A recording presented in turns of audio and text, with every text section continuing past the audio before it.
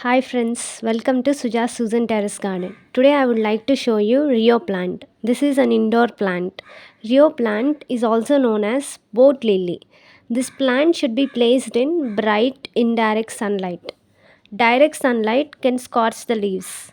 Regarding watering, keep the soil consistently moist but not waterlogged. Water when the top inch of soil feels dry. Use well draining soil with a mix of garden soil and mix of sand and a mix of compost to improve drainage. I have not used any fertilizer for this plant.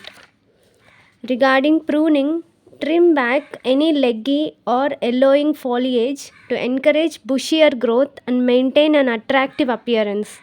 Wear gloves to prune as this plant is mildly toxic and this plant sap irritates our skin. Regarding propagation, Rhoeo plants are easily propagated from stem cuttings. Simply cut a healthy stem with several leaves. Remove the bottom leaves and place the cuttings in water, or you can root them in soil. Rhoeo plant is also called as mosses in the cradle and oyster plant. Rhoeo plants are air purifying plants.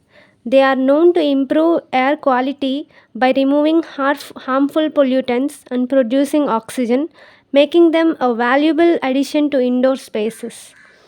Rhoeo plant is a beautiful succulent herb with a dense cluster of sturdy sword shaped leaves arising from a trunk like stem. Rhoeo plant leaves are sword shaped and boat shaped leaves.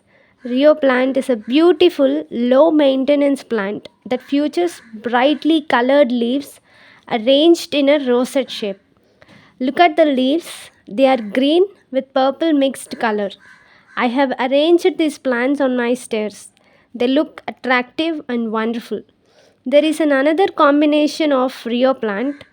In that plant, you can see the leaves with pink and white stripings. Even that plant looks very beautiful.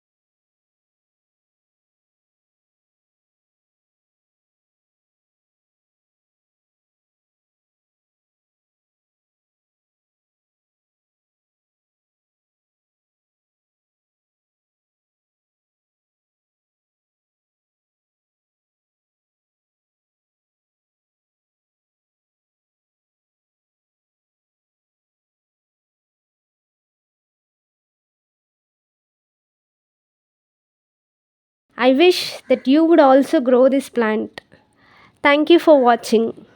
Please like, share, and subscribe to our channel. Have a joyful gardening.